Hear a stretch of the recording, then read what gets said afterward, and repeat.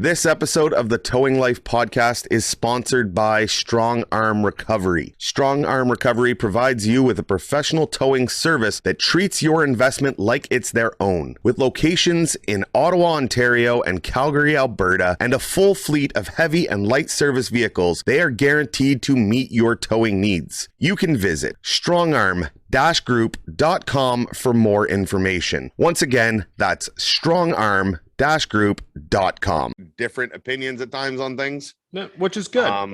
I think so. Debate a friend is that will agree with you on anything is not a friend. A friend that will call you out on your shit is what you need to keep you level-headed going through life.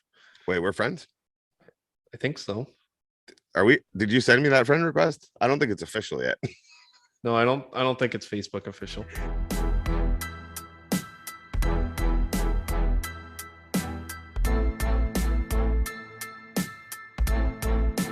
Hey everyone, I'm Brad from Calgary. This is Sean from Cambridge, Ontario. I'm Terry from Cornwall, Ontario. Hey, this is Larry from Pitt Meadows, British Columbia, and you're listening to the Towing Life podcast. Welcome to the Towing Life podcast, where these two handsome fellows sit down and discuss the good, the bad, and the ugly as we see it. I am Towman G. And I am Plain Guy. And this is our show.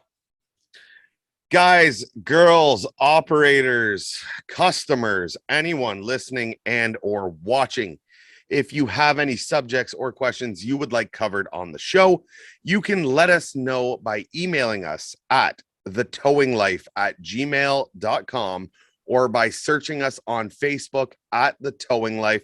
You can send us a message through the page. We want to hear from you. So today we're going to be discussing a couple of different things here. We're not going to be going in any particular order today. But the first topic we wanted to touch on today is roadside companies tracking drivers in general. So i.e., if you're on call and you are from your house and you accept that call and you en route that call, because some of them want ETAs like now. They wanted the ETA for this call yesterday. And you're leaving from your home address, and if that person who you're now heading towards can track you, they now know where you live. Also, another point of that is apparently some of these companies will even let the customer track you while you're under tow. So if you've got to stop and do an unlock or a boost on your way, or you want to stop at your house and use the washroom or something, depending on how your day's going, they can see you, give the company you work for a call the roadside itself, and just bring up unneeded BS. Because I know about myself, I don't want to steal their shit box that I'm towing. I'm towing it for a reason, right? It's broken. I don't want to take it, right? I can see where the peace of mind is for the customers, right? Like there's good and bad to both of it, right? The customer can stay updated on where their car is, give them peace of mind, see where it's going. But at the same time, they can figure out where you live sometimes, and they can call and question on where you're going. Where is that guy taking my car? Where's this guy I met 5 minutes ago taking my shit box? Why is this guy G stopping at 15 Burger Kings from here to the next gas station? Hey, anytime I'm under tow and there's a Burger King close to the drop location, I stop, because there is none around me within like 50 kilometers. My question is this though, G, and I agree with you on a lot of sides of it. I don't like the idea they can track us from the house. Ideally, yeah, they can track us from as soon as we accept the call, and the call needs to be accepted immediately. So why are you at home during the day? You're obviously way too quiet. But no, I've been in that situation as well. How many people track? We've ran into it. I've had customers that have said, I've seen you come in, everything else, but how many people do you actually think track on a percentage base? I think now that we're seeing people ordering tows through an online app, like they would order a pizza. I know when I ordered a pizza, I tracked that digit or like faithfully, because I wanted to know when that pizza guy was getting to my door. Right. Then you're a hypocrite. No, but I'm saying, like, I didn't physically have a GPS location of the pizza guy. I had a bar And when it said it was out for delivery, the delivery guy will be there in like 5 minutes. It's like, okay, cool. Right. It was the track the whole process of making the pizza just so perfectly. But also the delivery guy isn't leaving from his house. I hope not. I hope they're not making the pizzas in that guy's basement. Hey man, good pizza is good pizza. I don't care where it comes from. But yeah, there's a lot of pros and cons to that, and we meet some pretty fucked up people sometimes, and we also meet a lot of cool people and pretty good people. But there's a lot of weird people out there now, and if they have a means of doing something, some people will do it, right? I think the number and the risk management behind it is semi-low. Yeah, absolutely. I've had it. And I've had customers said, yeah, I see you coming up the road. Right. We talked about it on a previous show where ideal situation for us is that the passenger the customer, whatever it may be, is waiting for us when we get there, meaning we don't have to go track them down. We don't have to go hunt them down. If this system works as efficiently as you seem to think by people thinking, knowing where we live, we should never have to wait for passengers again. Yeah, I would rather not have to wait for a customer 90% of the time. If that meant they knew where I lived, I'd take it. I'd take that trade-off. I think that's a pretty fair trade-off. I could make more money in a day. And guess what? Then I wouldn't live at the same place. I think I never used to think about that in my old job because I lived in the main intersection of that town. And anyone driving by would see that tow truck in the driveway and be like, oh, some towing dick lives there. And I was that dick. But I live on a 105-acre farm in the middle of nowhere, and I have a gate at the end of my driveway, which I don't close all the time. And it's just anyone could roll in my driveway. I've had people roll in my driveway thinking my house is for rent, which is weird. But, once you've got assets laying around, like I always lock my vehicles and we always lock up our outbuildings, but other people don't, especially if they live on a little bit of land. And if you are working from home in a rural area, which a lot of people do, and you are using a system like this, do you really want someone to know where you live? Just some random stranger? Because that's what they are normally, just a random guy. I don't know you, you don't know me, right? And depending on what the level of service is or what you feel the level of service was as a customer could dictate how much of a dick you really want to be. Exactly. You could send me hate mail. You could show up with a baseball bat. Wait. Do people still send hate mail? Well, yeah. You've received hate mail? Have you ever received hate mail? Through a text message once. Not through snail mail, no. So that didn't matter that they knew where you lived or not. Does your tax return count as hate mail? Yeah, fair enough. Yeah. Return to sender. They don't like that one. No, they don't. No, like I said, I see what you're saying. There are definitely pros in for it. Speeding up the efficiency of calls. And honestly, I believe that's why that system was probably brought into place. There was no malicious intent. Unfortunately, a lot of times anyone that creates these programs and that doesn't, think it all the way through. You can't realize these problems until they're brought to your attention. So I think it's very possible that it was an oversight on behalf of the companies that do it. But that being said, it increases efficiency. It gets customers out. And at the end of the day, if I can make more money because of it, I'm in. And if I can knock off a couple more calls because I'm not stuck waiting around for that customer, I'm in. Yeah. We had a call kind of similar, and this will snowball us into another point. I had a guy, it was a BMW it was an all-wheel drive BMW. Anyways, I showed up there in my wrecker. I was like, hey man, how's it going? He was like, I thought they were sending a flatbed. This needs a flatbed. You can't tow my car. I was like, well, I can. He was like, I'm calling the roadside. I'm going to get a hold of them. I was like, whoa, man, if you are refusing for me to use my truck, I can call the roadside. I'll get through quicker and I can get a bed sent out to you. And he's like, that's great. Thanks. So I went down, turned around. I love the angry voices. He agrees with you. Yeah. Like he was frustrated. And don't get me wrong, there was nowhere in the call that stated that it wanted a flatbed. And if it did come through as a flatbed call, we would have sent out a flatbed. Would it be an hour or more? Probably. But if he's dead set on a flatbed, that's what he's going to get. So I went, turned around, got on the horn, did everything, got the call, sent away. I cleared my call off as refused service. Then he comes back up to my truck and he's like, I got to get down there like right now. I was like, it's 5 o'clock on a Friday, man. I don't think the shop's going to be open. He was like, oh, well, they're my buddies and they're going to fix my car right now. And I can't start it because it doesn't have oil in. It's like, okay, so you buggered up your oil change and now you need to get it towed down to your buddy's house to fix your problem. And I was like, well, if you need to go, you can always get it set up for an unattended tow and just leave the keys under the floor mat or something. He's like, well, where am I going to go? I don't have a vehicle. I was like, okay, whatever. So I leave. And this story evolves. I thought, okay, it's done. A bed will get there in an hour or so. Our bed shows up and he's not there. He didn't get it cleared for an unattended tow.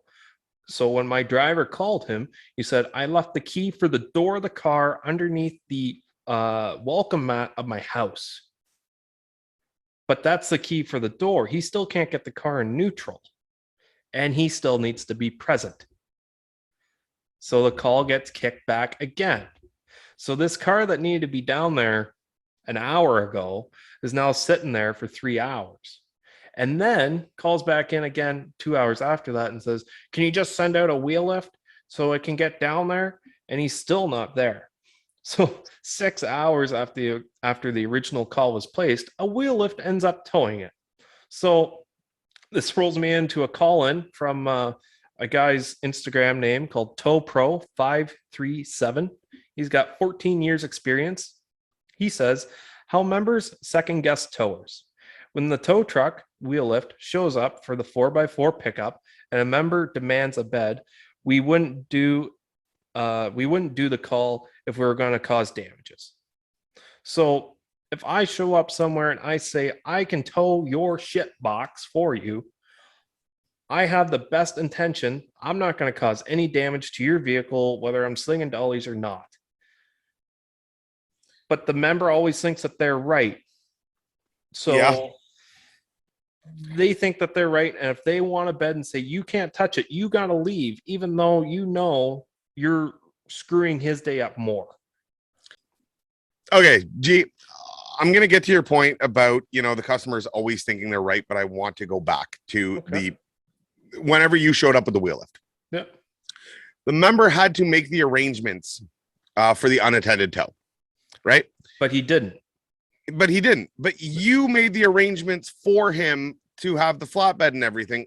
You seen his card. You seen his car. Why didn't you just make the arrangements for him to be unattended? I can't tell the roadside that it's going to be unattended. Bullshit. He needs to call in and let them know that. If he's not, you were be on there, the phone with them. He told me he was going to be there, right? He told me he had nowhere to go. Fair, right? So when the flatbed showed up, he was supposed to be there because he had nowhere to go. But I understand that if you only had the key for the door and the neutral thing, God knows there's enough neutral overrides. We've talked to them before. If the reason you refused it, the bed refused it, was because he didn't have the key for it, I 100% respect that decision. TowPro537, if the reason you refused the call is because there wasn't the arrangements made for the unattended, even though you called him, he told you where the keys were, and you guys had already attended the first time, that's fucking laziness. So TowPro was actually the guy in the second wheel lift that showed up and actually towed the thing. So okay, fair enough. Me and the bed driver showed up, got paid for showing up, and TowPro actually got paid to do all the work, sling the dollies and everything. TowPro, I apologize to you. Whoever the flatbed driver was that showed up in between, and we won't get into any names. Obviously he's listening. If he sent the message in, I'll be blunt. If you refused it because you didn't have the key, I support your decision. I understand. We're not going to mess around and pull columns apart and everything whenever there should be a guy there with a key. If the only reason was because he wasn't there and we had access to the vehicle and neutral and everything else, like I'm getting back to, and it is just because he wasn't there, although you've had a driver show up, he's seen his membership, it's bullshit, it's laziness. I don't agree with it.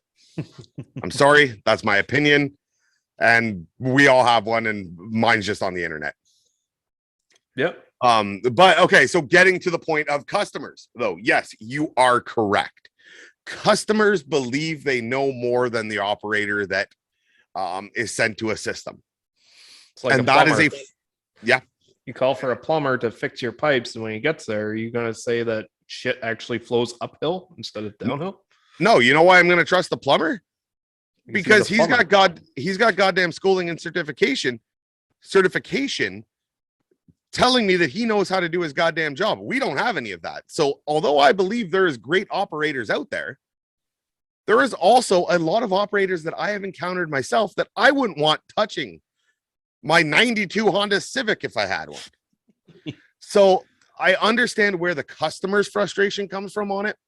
But at the same time, and it does kill guys like, guys like myself. I showed up, I had one not long ago. It was a Jeep Liberty, all 4-wheel drive. I showed up, I got it all hooked up, or I was starting to hook it up. The lady comes out. She had already been miserable before that, but she comes out to me and she goes, "My friend said you can't tow my vehicle because it's 4-wheel drive." So keep in mind, I am in a wrecker with dollies. And I said, "Yes, ma'am. I'm going to put the vehicle up on dollies. All 4 tires are going to be in the air. There will be no damage done to your vehicle." Her response was, "Oh, he's a retired trucker." Clearly not a tow trucker. So what was your point? And B, you're right. I get it. There's horror stories out there of operators doing damage and nobody coming good for it. So I can understand why a customer has that concern. And if we can get closer to any sort of, industry standard on training, we might be taken a lot more seriously. This won't be something that changes overnight, but we can slowly build some faith that, operators know what they're doing, put customers' minds at ease. It'll be a generational thing. It'll take a long time to get there. I think it's also a misinformation thing. Like I've had a lot of people say, "Oh, I requested a flatbed over the phone," and nothing in the call that I was sent says anything about it being a flatbed request in the first place. Right? It's like Cobalts always come through as flatbed calls because they have a low oil pan, or some Volkswagens. But you show up in a bed and the member or the customer never even requested a flatbed in the first place. That's just an auto-generated thing. Right. But then you get the ones where it is a customer request for a classic car or whatever the case may be, but that doesn't come through in the call or in the comments or anything. And I think it's fine that it doesn't. Be honest, I don't understand how a customer, I speak from both sides of my mouth on this one. I don't understand how a customer, though, can decide what they need for equipment. Mm-hmm. I don't understand it. Right. I've had that before. You get it could be a Chevy Cavalier and it's got a rear wheel that's seized and they're going to request a flatbed. Yeah. Why does it need a flatbed?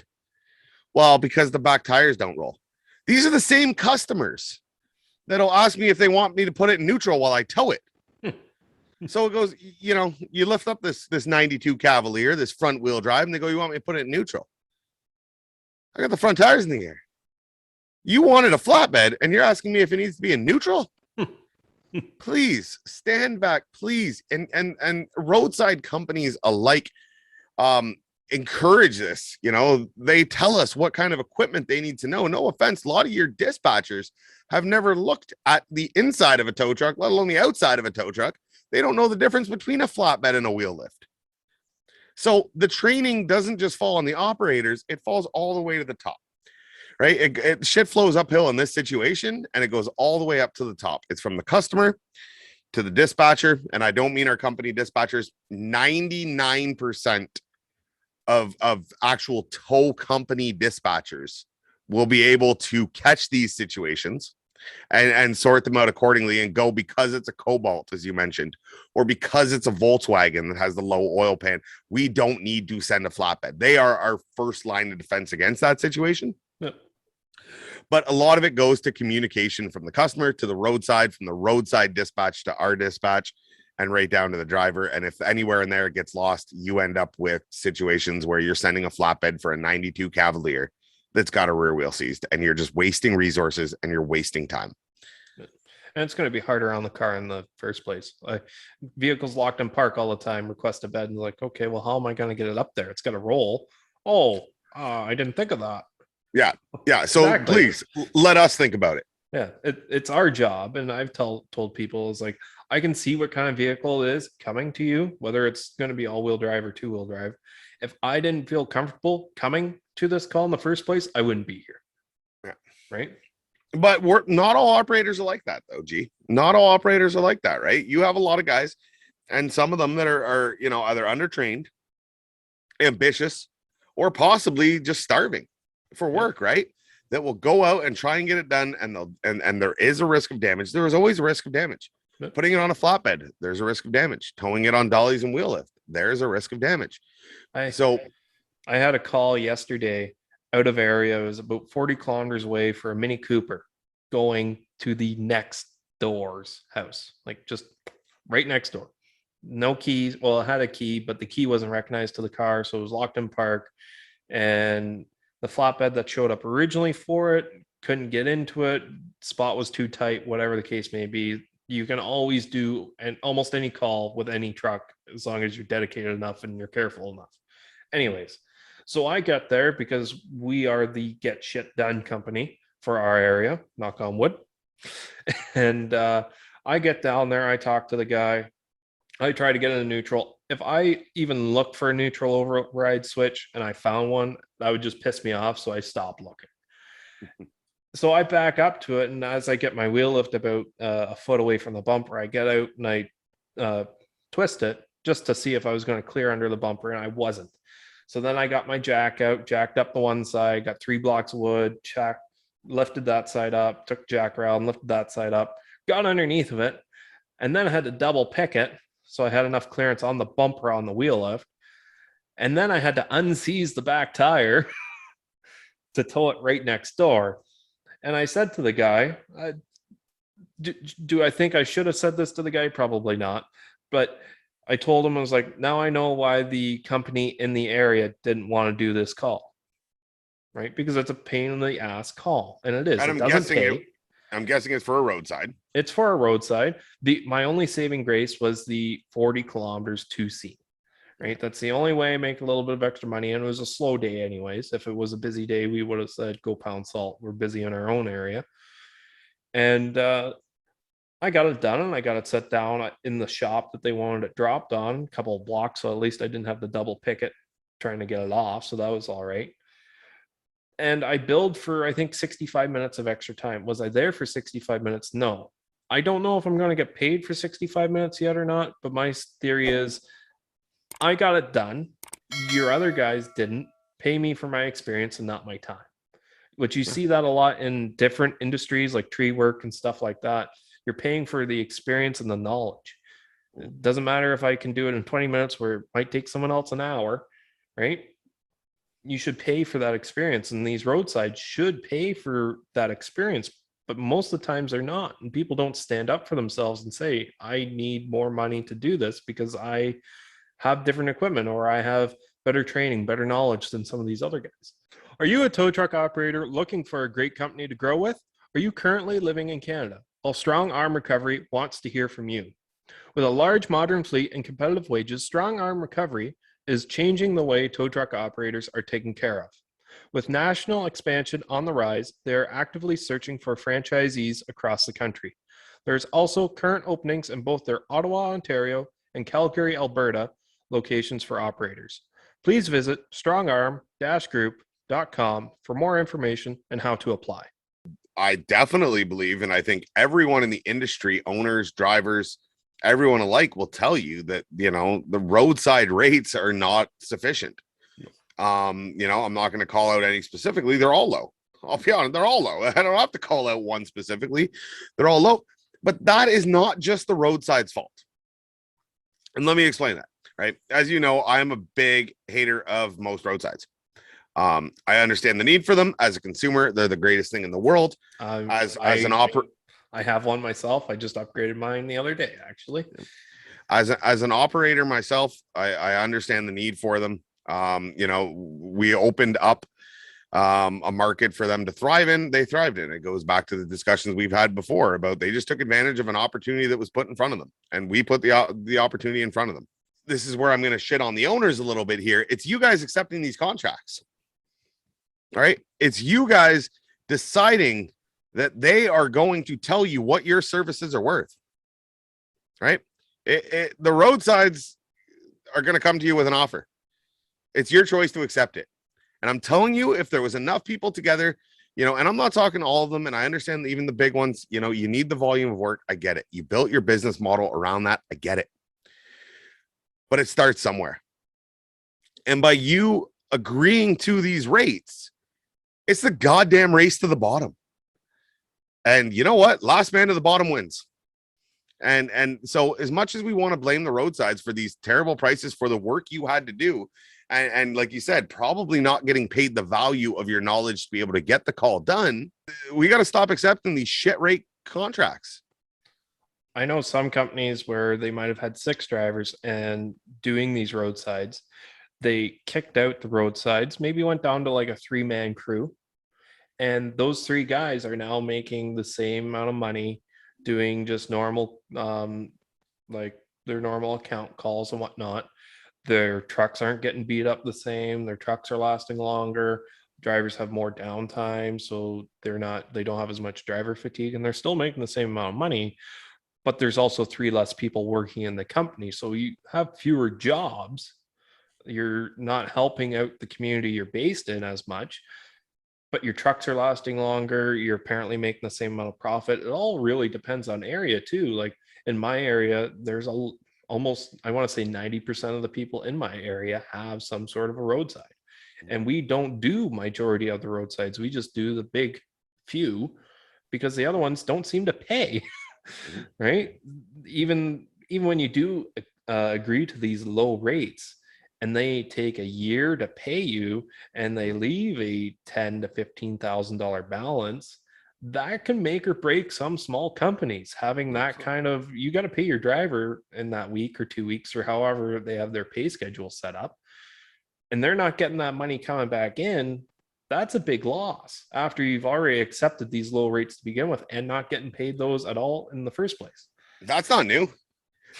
We've been dealing with that with insurance companies in Ontario for fucking years. Yeah. They're abandoning vehicles that companies are forced to pay people on. These roadsides are just doing it in a more elegant way. They're giving you the spit. Yeah. No, but you know what? It's true. It's like I said, yes, these companies, you guys need to really, they need to check themselves, because you'll sit there and if you accept shit rates and then have to wait to get paid, you're just winning the race to the bottom. You're shooting yourself in the foot before you even start the race. So absolutely, I get everyone needs to work, and that's the thing. You need the work to keep the drivers happy. You need the everything of the sorts. But at the same time, if we could all figure out a way to finally understand how to come together and how to do the industry some good for once. Right. We've talked about that. If I don't do the call, the next guy is going to do the call. Right. We know that's going to happen. That's the biggest fear everyone has. Well, guess what? Talk to the fucking next guy and say, hey, we're not doing this call because it is not worth the rate. Yeah. Will you stand by us? Because you know who your backup is. Every roadside has a backup company, and everybody in a small town, especially, this doesn't really apply as much to the big towns or the big cities, but in the small towns, everybody knows who their secondary is. Call your secondary up. Hey, look, this roadside wants us to do this call for this rate. It's bullshit. We don't want to do it. And we know if we don't do it, they're just going to send you. Why don't we stick together on this one? I think if you want to see any sort of change like that in the problem that we're at in Ontario, you're going to have to do it region by region. This isn't going to be province wide where we're going to wake up one day and nobody's doing roadsides. We're protesting. That's it. Put our foot down. We're not doing our roadsides. It's not going to happen. If you think it's going to happen, it's a goddamn pipe dream. If you want to drive around Queen's Park to prove that point, it's a pipe dream. What is going to be is these small towns, especially, guys, talk to your neighbors, talk to your competition, talk to the people that are doing the same job you were doing. I cannot say this enough. if you want to see the industry have some positive change, it can only be by everybody getting together like this. And you can do it region by region. You can do it. Key. You can do it in Eastern Ontario. There's all kinds of regions out there. SDNG, Lanark, you can do it in all these regions, guys. If you guys would just get together, pull your head out of your fucking asses, and finally find a way to work together for the better of the industry, even if it's in your small region, everybody will benefit. But to do that, like I said, pull your head out of your ass. Let's get those rates up and let's stop accepting that terrible pay for a lot of work. All right, G, I want to get into a bit today. When it comes to these companies, these roadsides, everything else, starting equipment. When you guys as owners are giving a truck to a driver, what kind of starting equipment are you giving them? What is the driver supplying and what is the company supplying? And I want to go over what you think the driver should supply, G, or the operator, and what you think the company should supply. Curious to hear your opinion on that one. So, I mean, every company I've worked for, they supply some sort of a jack, something to change tires with. They supply the tow truck, the winches and the tires and the fuel, or depending on how you've got that worked out. I've always had to buy my own lockout equipment, my boots, my PPE. Sometimes the company that you work for will give you a high-vis shirt, pair of gloves during Christmas time, and that's pretty much it, right? I've had wood in the truck. Sometimes you can get a battery pack or a set of jumper cables, like just bare bones stuff, like just enough to do your job aside from the lockout kit. And if you want an impact gun to make your life easier changing tires, that's on you to buy, because then that's yours. But then that also runs into a fact where if you got to share a truck and you take all your stuff out that you've bought, you're leaving that truck empty, right? It might not be fit for the road to do every call for the next guy, because you've replaced what the company's given you with your own upgraded stuff. Well, what do you mean by replace? So if the company gives you a jack and a tire iron and you go buy an impact gun, when you leave that driver that shared truck, are you leaving them the tire iron? Well, yes, but normally I'm not sure what type of trucks you run, but the toolbox ain't that big. So if I replace it with something that I have myself, I might put that in the company shop and say, hey, this is where it is, right? Oh, no, I keep backups of everything. Backups of everything. Well, I got a booster pack. I supplied the booster pack. The company supplied the booster cables. They stay in the truck. Yep. Companies, in the case I'm in, the company supplied the lockout kit. Oh, wow. Right. It's basic airbags. Again, I'm a big believer in the basics to do the job. Booster cables. I think the company should supply a set of booster cables. Yep. If you want a booster pack to make your job easier, all for it. At the same time, you can't give the driver grief if he can't get into an underground to do a boost. If he doesn't have a booster pack and you only supply him with cables, you supply him with the equipment to do the job. He supplies himself with the equipment to make it easier. Yep. So I've got an airbag. I've got a long reach. I've got a button master, I think they call it, which is that little noose tool. Yep. Slim Jim, you got all the basics. If I decided, hey, I want the fancy 3-bag new system from AirJack with the bag that I pump it up and it gives me a reach around at the same time, well, I'm going to pay for that. If I want the impact gun, I'm going to pay for that, because that's just making my life easier. And at the end of the day, I take it with me. But if I don't do a shared truck, so it is new to me. I don't remember the last time it's done a shared truck. It's been a long time. But that being said, yeah, no, it's if I take the impact out, yeah, I have a tire iron in there, because what happens if my impact's dead? Yeah. What happens if my booster pack shits the bed one day? What happens if I'm not carrying 2 jacks, I'll be honest with that. But you know what I mean? You need that secondary tool, because there is nothing worse than not being able to do a job because you don't have the tool in your truck. Yeah. So, in my opinion, company supplies the basics to do the job. If I am expected to do tire changes, lockouts, boosts, winch outs, again, that all comes on the truck. Again, even winch outs, that's probably the trickier, right? Yeah, if they supply a 2-ton snatch block, but you want to be comfortable with a 4-ton, like I've bought myself a 4-ton snatch block and told them to shove their 2-ton before, just because it makes me more comfortable, right? Yeah. Yeah. But hey, again, if that's if they gave you the necessities to do the bare minimum of the job, I think companies should do more to go above that and above the bare minimum. They probably can't because they're stuck doing shit roadside rates. But no, the company as an employee, and that's something that we are going to get into at a further episode. As being an employee, you should be provided with the bare minimums to at least do your job.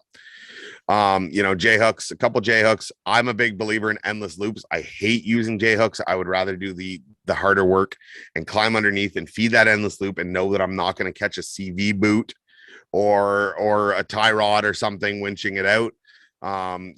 Shit happens. But they provide the J hooks, they provide all that. I've got the necessities in the truck to do the job. Anything above and beyond I want to do, I'm going to supply the tools for. If I want a ball buddy to make it so I can put something in the reach hitch of a pickup truck instead of crawling underneath and grabbing an axle, or granted, if it's got a reach hitch, you're probably just going to grab onto the hitch anyways. But if I got a tool to make it so I know my chain's not going to pop off and I want to go out and buy something like that, I go out and buy something like that. Right. If I want I'm not touching your ball buddies. I love my ball buddy. Okay. It's not actually called a ball buddy, but I think that's isn't that what it's called? Ball dog. Bulb dog or ball dog, something like that. No. I honestly, I was, dude, I was just like you. Me, I think. No, I did not buy it for you. I did not. I probably picked it up. You picked it up. No, I was just like you. I seen that thing and went, this is the shit. And I wanted one in the worst way possible. And then I had somebody actually point out to me how useless it is. The tool does everything that it says it would do. They're absolutely. You can do everything that tool says without it. It like you said, you're going to pull the hitch out to put your ball buddy on. No, you're going to pull on the hitch.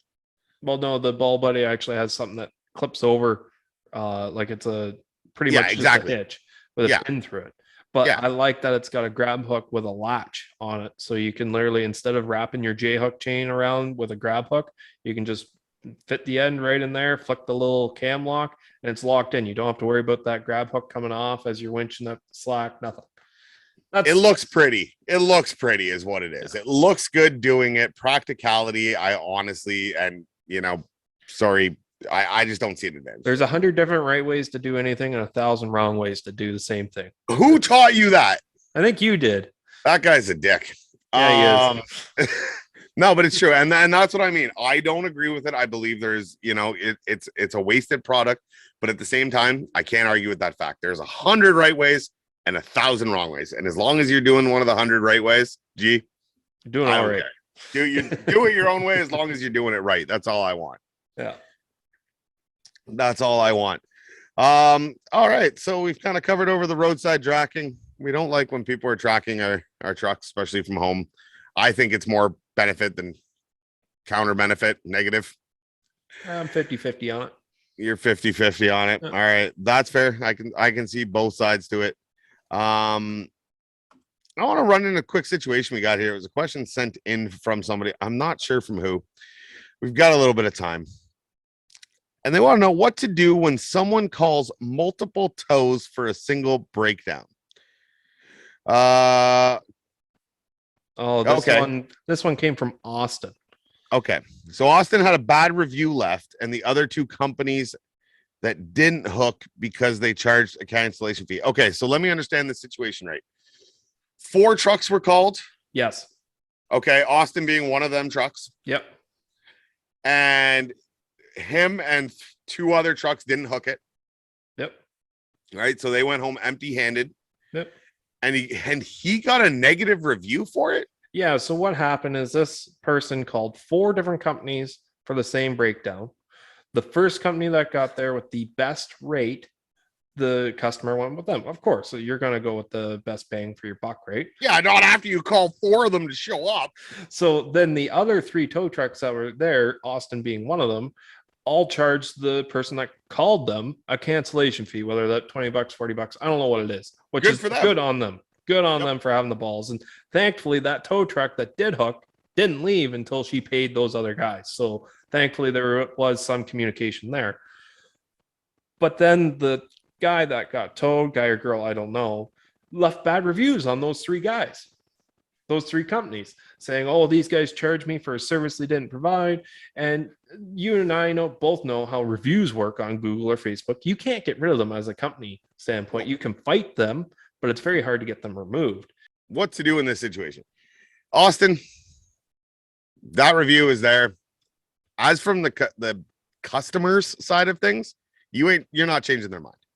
Don't even bother wasting your time. Here's my advice to you. You take that review and you reply to it. And you reply in a very professional manner. And you say, I am sorry you had this experience. If you would like to share the story of what happened, we would gladly like to, help you, or you can contact us directly. Anyone that sees that review, hopefully if you've got overall good reviews, so the one negative won't hurt you too badly. If you have multiple negatives already, well, it's things we got to work on. But customers will look. I think anyone now, reviews, like you said, G, are becoming more common, and we look at reviews, right? Everyone checks the reviews on something before they buy it, a service before they call them, everything. So if I see a company with a bad review, and it happens, you read the bad review, I'm more interested on how they handled that bad review, because we know there's trolls out in the internet. And if they come back at that review and they go, hey, well, lady, maybe you shouldn't have called four of us. He's right. He's 100% right. And saying we know that, that, but someone looking to get your services might not know that. Somebody looking to get your services wants to see you address the problem. All you have to do is address it, right? If you would like to share this information on what exactly happened, we would be happy to hear it. Or you can contact us directly, leave your number. Or email address, whatever it is. Whatever you'd like to give. At that point, as a consumer, I look at that and I go, you know what? This person was unhappy. It happens. The company is trying to address it. That's probably enough to negate a lot of the bad review. Now, if you've got 1 star out of 47 reviews overall, it ain't going to help you. No. But if you're already it's also a copy and pasted message for every bad review, yes, make it personalized. Exactly. That would be my advice to you, Austin. Address the issue, hit it head on, be professional, be clear, and just say, we'd like to hear from you. We're sorry you had this experience. Apologize. You're not in the wrong. You're not in the wrong. And I congratulate you on your big cojones for doing that in the first place. Yeah. Yeah, you're not in the wrong in this situation. I think if I'd love to see anyone that ever got stuck in that situation take that same approach. But just address it, get ahead of it, be professional about it, apologize that they feel they were wronged. You can word it that way. I'm sorry that you feel this has happened to you. Would you like to explain to us why? Move on from it, dude. You got too many toes going on in a day that one review won't kill you. If they're happening every week, that's something that needs to be addressed differently. But at that point, I'd be pretty happy with that. And I think your customers would appreciate it. I think you hit the nail on the head there. It's because I'm plain guy. It's what I do. You're normally pretty plain Jane. I like how you turned your head to make sure you showed off your hat when you did that. I showed my hat. Consciously. Yeah. There it is. Yeah. There it is. There it is. Pandering to our video viewers. The audio viewers have no idea what's going on. Yeah. I'm wearing a plain guy show hat. And G will tell you, I run, just as he runs a separate YouTube channel, Towman G, I run a separate YouTube channel, The Plain Guy Show. And I don't know how many times I have done reads or intros for this show, or, tried to do something, and I'll call it The Plain Guy Show. And he goes, hey, this is a partnership, right? There's 2 of us. He's just trying to phase me out already, and I just too blind to it. We're just getting started, and I'm already trying to push G out. No, G, I couldn't do this show without you. I think we have very different opinions at times on things, which is good. I think so. Debate a friend that will agree with you on anything is not a friend. A friend that will call you out on your shit is what you need to keep you level-headed going through life. Wait, we're friends? I think so. Are we? Did you send me that friend request? I don't think it's official yet. No, I don't think it's Facebook official. I don't think it's Facebook official. Back in high school days. back in the high school Are you dating days, so and so? Well, it's not Facebook official, so it's not Facebook official, so I'm not really sure. The Towing Life podcast wouldn't be possible without the help of our amazing sponsors. with heavy and light service vehicles in both Ottawa, Ontario, and Calgary, Alberta, Strong Arm Recovery has all your needs covered. Franchises available across Canada. So support those that support your favorite podcast and visit them at strongarm-group.com. So again, guys, a reminder, if you have any questions, concerns, comments for the show, topics you would like to see covered, hell, photos you want to send us. We love photos of trucks. You can find us on Facebook. You can search us. It's at The Towing Life on Facebook. You'll see plenty. We got posts going out daily. We want to see your pictures. We want to see your opinions. We want everything. You can also email us directly at thetowinglife@gmail.com. Feel free to send anything in. If you have any questions, we can keep you anonymous if you ask. We will use your first name if you ask. Whatever you want. We will not use last names. We will not use companies because we want to protect your right to your opinion, just like we have our right to our opinion on all these subjects. G, bring us out. Fuck, why'd you put me on the spot there, man?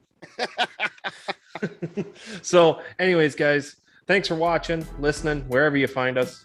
I hope you enjoyed the show. I know I have. It's been a good time. I like sitting down with Plain Guy here. And yeah, we'll see you in the next episode. Take care. Bye-bye.